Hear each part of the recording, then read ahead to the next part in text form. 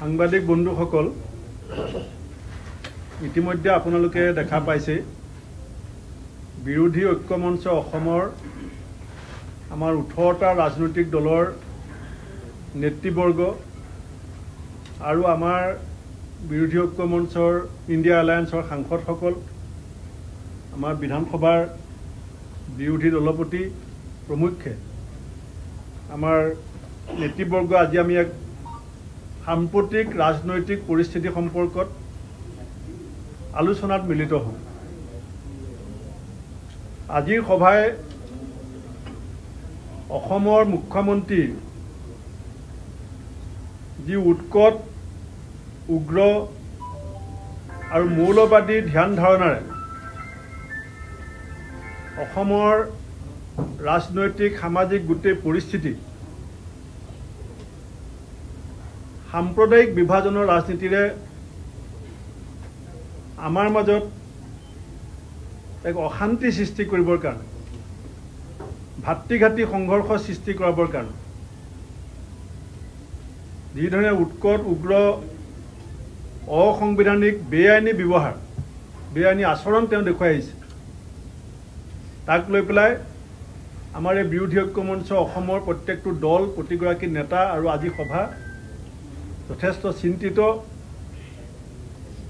অত্যন্ত উদ্বিগ্ন আৰু মুখ্যমন্ত্ৰীৰ ৰাজ্যখনক সামগ্ৰিক বিকাশৰ দিশত আগবঢ়াই নিয়াত যিটো ব্যৰ্থতা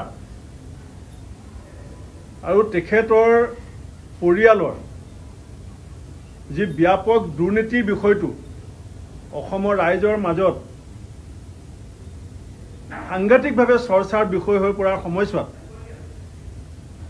আৰু দৈনন্দিন পৰিয়ালৰ সম্পত্তিৰ তালিকা যিধৰণে দীঘলীয়া হ'বলৈ আৰম্ভ কৰিছে, পৰিয়ালটোৱে সম্পত্তি আহৰণত গোটেই ৰাজ্যৰ শাসন ব্যৱস্থাটোক যিধৰণে ব্যৱহাৰ কৰিছে, সেই কথাবিলাক ৰাইজৰ চকুত পৰাৰ পিছত তাক তল পেলাবৰ কাৰণে ভয়াৱহ নিবনুৱা সমস্যা এতিয়া 16,200টা চাকৰিৰ বিৰুদ্ধে 32 লাখখন দৰখাস্ত কৰিছে 15 ছেপ্টেম্বৰত ইণ্টাৰভিউ দিবৰ কাৰণে। 16,200টা থাৰ্ড গ্ৰেড, ফৰ্থ গ্ৰেড চাকৰিত 32 লাখখন এপ্লিকেশ্যন পৰিছে। লোন লৈ চৰকাৰ চলি আছে 32 কোটি টকা অকল হেলিকপ্টাৰ আৰু চাৰ্টাৰ্ড ফ্লাইটৰ বিল ভৰিছে।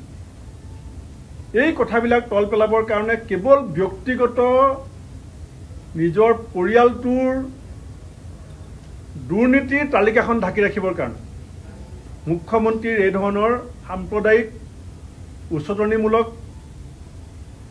উৎকট, উগ্ৰ, মৌলবাদী চিন্তাক আজিৰ সভাই তীব্ৰ ভাষাৰে গৰিহণা দিছে। আৰু সেল্ফ ডিক্লেয়াৰ্ড মেড ডগ, স্বঘোষিত পগলা কুকুৰ, এইটো দেশৰ সংবিধানৰ আৰ্টিকল 191/1B, সংবিধানৰ আৰ্টিকল 191/1B মতে মানসিকভাৱে যদি জনপ্ৰতিনিধি দায়িত্ব পালনত অপাৰগ হয় তেতিয়া তেওঁক সেই পদবীৰ পৰা বৰ্খাস্ত কৰিব লাগে সংবিধান মতে। সেইকাৰণে কালিলৈ আমি সৰ্বদলীয়ভাৱে বিৰোধী ঐক্য মঞ্চই 191/1B দেশৰ সংবিধানৰ আধাৰত মুখ্যমন্ত্ৰীক বৰ্খাস্ত কৰিবৰ কাৰণে এটা পুলিচ কেছ দিবৰ কাৰণেও সিদ্ধান্ত লৈছোঁ। কাৰণ মানসিকভাৱে অস্থিৰ ব্যক্তিক যদি ৰাজ্য পৰিচালনাৰ দায়িত্বত থাকে, যি নিজকে নিজে অসমৰ ৰাজনৈতিক ক্ষেত্ৰখনতে নহয় গোটেই ভাৰতবৰ্ষৰ পৃথিৱীৰ ৰাজনীতিত আজিলৈকে কোনো সাংবিধানিক মুৰব্বীয়ে নিজক আগতীয়াকৈ পগলা কুকুৰ বুলি ঘোষণা কৰা নাছিলে। গতিকে আমি বিৰোধী দলসমূহ অত্যন্ত চিন্তিত। আমি কাইলৈ সংবিধানৰ আধাৰত এখন কেছ দিবলৈ সিদ্ধান্ত লৈছোঁ আৰু আমি ৰাজ্যপাল ডাঙৰীয়া অসমৰ বাহিৰত আছে, আমি ৰাজ্যপাল ডাঙৰীয়াৰ কাৰ্যালয়ৰ সৈতে কথা পাতি তেখেতৰ জৰিয়তে দেশৰ ৰাষ্ট্ৰপতিকো আমি হিমন্ত বিশ্ব শৰ্মাক বৰ্খাস্ত কৰিবৰ কাৰণে আৰু তেখেতৰ পৰিয়ালৰ যিটো দুৰ্নীতি আৰু ভ্ৰষ্টাচাৰৰ যিখন তালিকা ইতিমধ্যে ৰাজহুৱা হৈছে। তালিকাৰ লগত এতিয়া বিদেশৰ সম্পত্তিবিলাকো আমি যোগ কৰি দিম। বিদেশত ক'ত ক'ত আছে সকলো তালিকা আমাৰ হাতত আছে। সেই তেওঁৰ যিখিনি অবাধ সম্পত্তি তাৰ ওপৰত আমি উচ্চতম ন্যায়ালয়ৰ কৰ্মৰত ন্যায়াধীশৰ দ্বাৰা আমি এটা এনকুৱাৰী বিচাৰিছোঁ আৰু আমি এনকুৱাৰী বিচাৰি ৰাজ্যৰ ভিতৰে বাহিৰে সংসদত আৰু বিধানসভাত আমি শক্তিশালী আন্দোলন গঢ়ি তুলিম যাতে সুপ্ৰিম কোৰ্টৰ কৰ্মৰত ন্যায়াধীশৰ জৰিয়তে তেওঁৰ মুখ্যমন্ত্ৰীৰ পৰিয়ালৰ ব্যাপক যি দুৰ্নীতি তাৰ যাতে এনকুৱাৰী কৰিবলৈ আমি ইয়াত বিচাৰিছোঁ। আৰু আমি যি কিছুদিনৰ আগতে লোকসভা নিৰ্বাচনৰ আগত বিজেপি চৰকাৰ তথা মুখ্যমন্ত্ৰী আৰু তেওঁৰ পৰিয়ালৰ বিৰুদ্ধে মহা অভিযোগ আনিছিলোঁ, সেই মহা অভিযোগ আৰু বহু এটা তথ্য সংযোজন হ'ব।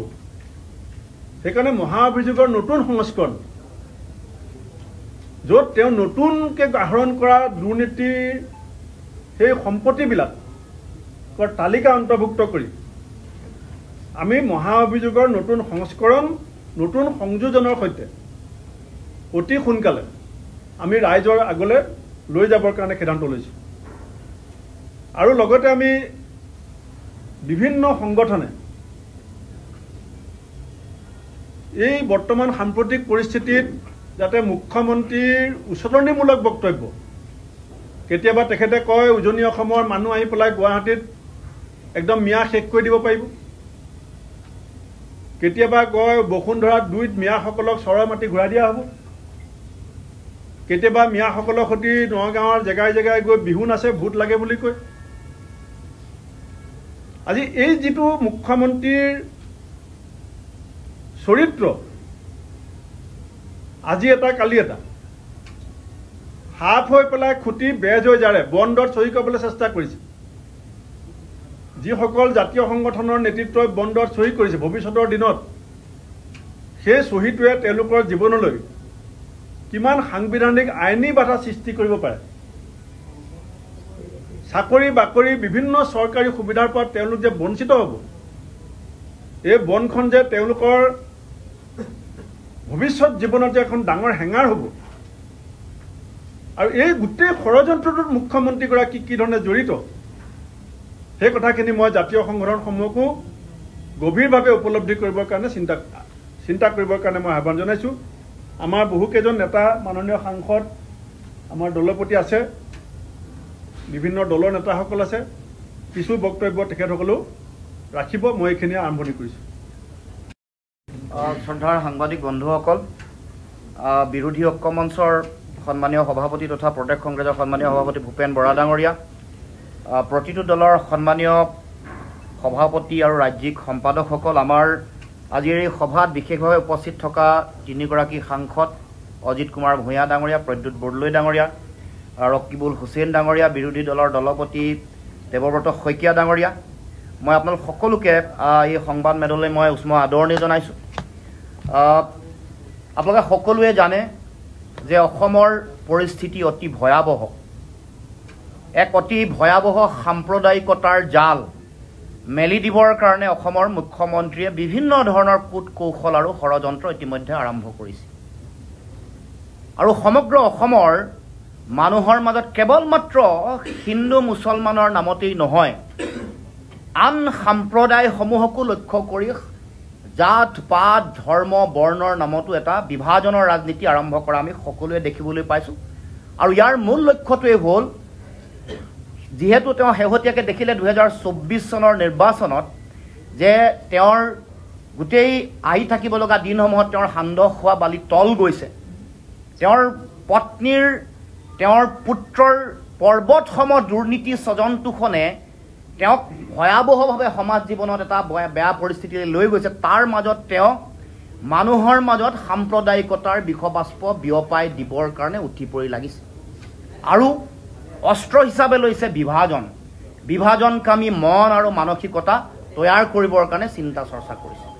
গতিকে আমি ক'ব খোজোঁ যে অসমত আইনৰ শাসন হ'ব লাগিব, মুখ্যমন্ত্ৰীয়ে আইনৰ শাসন ধৰি ৰাখিব পৰা নাই, সংবিধান আৰু আইনৰ বিধি ব্যৱস্থাক বুঢ়া আঙুলি দেখুৱাই ভেঙুচালি কৰি নিজৰ মন মৰ্জি মতে সাম্প্ৰদায়িক সংঘৰ্ষ সৃষ্টি কৰিবৰ কাৰণে উঠি পৰি লাগিছে। আৰু সেইকাৰণে দুটা স্ববিৰোধী কথা মানুহক উচতনি যোগাবৰ কাৰণে তেওঁ কোৱা আমি দেখিবলৈ পাইছোঁ, পৰিলক্ষিত হৈছে। আমি ক'ব খোজোঁ আৰু ৰাইজকো আহ্বান জনাব খোজোঁ যে অপৰাধীৰ কোনো জাত পাত ধৰ্ম বৰ্ণ সম্প্ৰদায় ভাষা নাই। অপৰাধীয়ে আইনমতে দণ্ড পাব লাগিব। আৰু মুখ্যমন্ত্ৰীয়ে অপৰাধীৰ যিটো আইনৰ মতে দণ্ড দিব লাগে সেই ব্যৱস্থাত চূড়ান্তভাৱে বিফল হৈছে। জানুৱাৰীৰ পৰা এই জুন মাহলৈকে 6 মাহত 500 হত্যাকাণ্ড হৈছে অসমত। 24 চনৰ এই লোকসভা নিৰ্বাচনৰ পিছৰ পৰা আজিলৈকে 23টা ধৰ্ষণ হোৱা বুলি মুখ্যমন্ত্ৰীয়ে নিজেই ঘোষণা কৰিছে। 24 ঘণ্টাত 12টা ধৰ্ষণ হৈছে। তাৰ মানে বা ধৰ্ষণ চলাবৰ কাৰণে, ধৰ্ষণ অপৰাধ সংঘটিত কৰিবৰ কাৰণে চেষ্টা কৰিছে। তাৰ মানে মুখ্যমন্ত্ৰীগৰাকী চূড়ান্ত অকমন্য, অদক্ষ, বিফল আৰু দেশৰ শাসন আৰু সংবিধান যে ৰক্ষা কৰিব পৰা নাই সেই কথা তেওঁৰ কামত প্ৰমাণিত হৈছে, প্ৰতিফলিত হৈছে।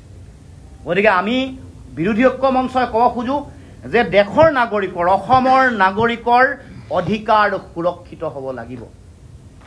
অসমৰ নাগৰিকৰ অধিকাৰ সুৰক্ষিত হোৱাৰ ক্ষেত্ৰত কোনো ধৰণৰ সাম্প্ৰদায়িক দৃষ্টিভংগী, সংকীৰ্ণ দৃষ্টিভংগী ইয়াত তেওঁলোকে দিব নোৱাৰিব। একেলগতে খিলঞ্জীয়া জাতি, জনগোষ্ঠী, ভাষা ভাষী, ধৰ্মাৱলম্বী লোকেও অসমত অসুৰক্ষিত অৱস্থালৈ যোৱাৰ যিটো পৰিৱেশ, অসুৰক্ষিত যিটো অনুভৱ কৰে, সেইটোৰ পৰাও প্ৰটেকশ্যন দিয়াৰ দায়িত্ব অসমৰ মুখ্যমন্ত্ৰী আৰু চৰকাৰৰ। আৰু আজি যিহেতু এই কাম তেওঁ কৰিব পৰা নাই আৰু নিজেই সাম্প্ৰদায়িক সংঘৰ্ষ সৃষ্টি কৰিবলৈ উঠি পৰি লাগিছে, আইনক ৰক্ষণাবেক্ষণ দিব পৰা নাই, সংবিধানক ৰক্ষণাবেক্ষণ দিব পৰা নাই, আৰু নিজেই নিজকে যিহেতু এগৰাকী পগলা কুকুৰ বুলি নিজকে ডিক্লেয়াৰ কৰিছে, আমি ডিছকুৱালিফাই কৰিবৰ কাৰণে ৰাষ্ট্ৰপতি, দেশৰ উচ্চতম ন্যায়ালয়ৰ মুখ্য ন্যায়াধীশক আমি দাবী জনাম, ৰাজ্যপালক যাম। কিন্তু কাইলৈ আমি গোচৰ দিম, কাৰণ তেওঁ যে এই যে উচতনিমূলক মন্তব্যৰ যোগেদি সংঘৰ্ষ সৃষ্টি কৰিব খুজিছে আৰু আহি থাকিব লগা দিনসমূহত যদি কিবা সংঘৰ্ষৰ সৃষ্টি হয় তাৰ কাৰণে সম্পূৰ্ণ জগৰীয়া অসমৰ মুখ্যমন্ত্ৰী হ'ব। আৰু এটা পুনৰবাৰ ক'ব খুজিছোঁ যে অসমৰ মুখ্যমন্ত্ৰীয়ে গোষ্ঠীগত সাম্প্ৰদায়িক সংঘৰ্ষ লগাবৰ কাৰণে উঠি পৰি লাগিছে। ইয়াৰ ব্লু প্ৰিণ্ট ৰচনা কৰা মূল ব্যক্তিগৰাকী অসমৰ মুখ্যমন্ত্ৰী হিমন্ত বিশ্ব শৰ্মা। এই কথা ৰাইজে জনা দৰকাৰ। আৰু মই আহ্বান জনাইছোঁ অসমৰ সৰ্বসাধাৰণ জনগণ, জাতীয় সংগঠনৰ নেতা কৰ্মকৰ্তা, ভুলতো হিমন্ত বিশ্ব শৰ্মাই পেলোৱা এই জালত যাতে কোনেও ভৰি নিদিয়ে।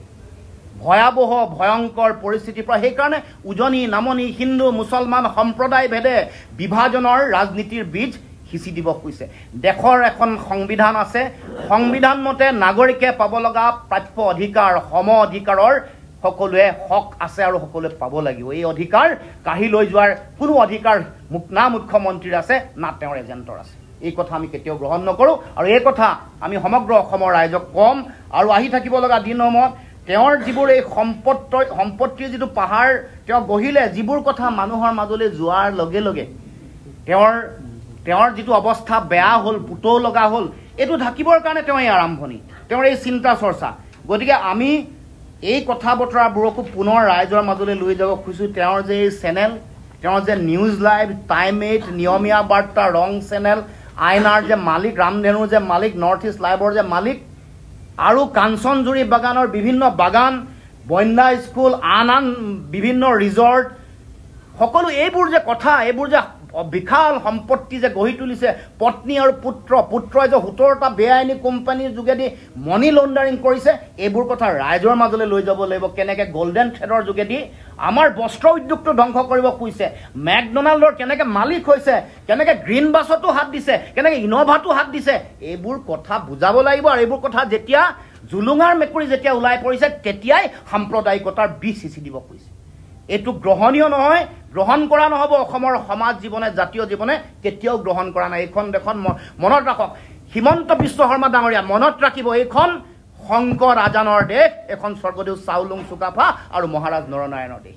ইয়াত যদি ভাবিছে মহাপুৰুষ শ্ৰীমন্ত শংকৰদেৱ মাধৱদেৱে সৃষ্টি কৰা এখন সমাজ যদি আপুনি ভাবিছে যে ৰাজনৈতিক বৈতৰণি পাৰ হ'বৰ কাৰণে আপোনাৰ অস্ত্ৰ সাম্প্ৰদায়িকতা ঘৃণা বিভাজনৰ ৰাজনীতি অসমৰ ৰাইজে আমি কোনেও কেতিয়াও হ'বলৈ নিদিওঁ এই কথা হিমন্ত বিশ্ব শৰ্মাক জনাই দিব কৈছোঁ আৰু আপোনাৰ এই তদন্ত এই বেআইনী সম্পত্তিৰ তদন্ত বিচাৰি আমি উচ্চতম ন্যায়ালয়ৰ সিটিং জাজক আমি আহ্বান জনাম আৰু এই দাবী উত্থাপন কৰিম কেন্দ্ৰীয় চৰকাৰৰ ওচৰত যে তেওঁৰ এই যে অবৈধ সম্পত্তি কেৱল মাত্ৰ অসম আৰু ভাৰতবৰ্ষতে নাই পৃথিৱী জুৰি থকা এই সম্পত্তিৰ তদন্ত হ'ব লাগে বিচাৰ হ'ব লাগে আৰু তেওঁক কঠোৰৰ পৰা কঠোৰতম শাস্তি ব্যৱস্থা গ্ৰহণ কৰিব লাগে সাংবাদিক বন্ধুসকল যে আমি ৰাষ্ট্ৰপতি মহোদয়ক আৰু ৰাজ্যপাল মহোদয়ক আমি যি স্মাৰকপত্ৰ দিম সেই স্মাৰকপত্ৰত তেওঁক আমি বৰখাস্ত কৰিব লাগে বুলি আমি দাবী জনাম এই এটা কাৰণতো সেইটো হৈছে কি যে ভাৰতবৰ্ষৰ সংবিধানত স্পষ্টভাৱে উল্লেখ আছে যে কোনো মানুহে ৰাজনৈতিক প্ৰতিনিধিটো বাদেই পাব্লিক ৰিপ্ৰেজেণ্টেটিভটো বাদেই এনি চিটিজেন অফ ইণ্ডিয়া কোনেও কোনো কমিউনিটিৰ বিৰুদ্ধে কোনো ধৰণৰ ঘৃণা সৃষ্টি কৰা ভাষণ মন্তব্য বিবৃতি দিব নোৱাৰে দিলে আইনমতে দণ্ডনীয় হ'ব আৰু এই ক্ষেত্ৰত মহামান্য সুপ্ৰিম কোৰ্টৰ কেইবাটাও লেণ্ডমাৰ্ক জাজমেণ্ট আছে আৰু বহু পলিটিচিয়ানৰ এই ক্ষেত্ৰত ইতিমধ্যে শাস্তি দিয়া হৈছে গতিকে আমি সেই আধাৰত যেহেতু মুখ্যমন্ত্ৰী হিমন্ত বিশ্ব শৰ্মাই ইয়াত তেওঁ বিশেষকৈ হিন্দু আৰু মুছলমান তেওঁৰ নিজৰ ৰাজনৈতিক স্বাৰ্থ হিন্দু আৰু মুছলমানৰ মাজত বিশেষকৈ মুছলমানৰ মাজত মিয়াক ঘৃণা বিদ্বেষ সৃষ্টি কৰি তেওঁ যিবিলাক মন্তব্য দিছে এই মন্তব্যই সংবিধান উলংঘা কৰিছে গতিকে আমি সেই ভিত্তিত তেওঁক বৰখাস্ত কৰিব লাগে বুলি আমি দাবী জনাওঁ আৰু এটা কথা ইতিমধ্যে পোহৰলৈ আহিছে যে শিৱসাগৰৰ গোটেই ঘটনাটোৰ আঁৰত মুখ্যমন্ত্ৰী যে প্ৰত্যক্ষভাৱে জড়িত তাৰ প্ৰমাণ হৈছে যে বিজেপিৰ যিগৰাকী জিলা সভাপতি ময়ূৰ বৰগোহাঁই তেওঁ গৈ পেলাই বিচাৰি মানুহ মাৰপিট কৰিছে আৰু মাৰপিট কৰি পেলাই আটাচু জিন্দাবাদ আছু জিন্দাবাদ ক'ব লাগে বুলি তেওঁৰ লগত যোৱা কেইজনক তেওঁ কৈছে গতিকে বিজেপিৰ জিলা সভাপতিগৰাকীয়ে এই ঘটনাটোত জড়িত হোৱাৰ ক্ষেত্ৰত মুখ্যমন্ত্ৰীৰ যে প্ৰত্যক্ষভাৱে জড়িত এইটো আমি সংবাদমেলৰ জৰিয়তে অসম পুলিচৰ আৰক্ষী মহাপৰিদৰ্শক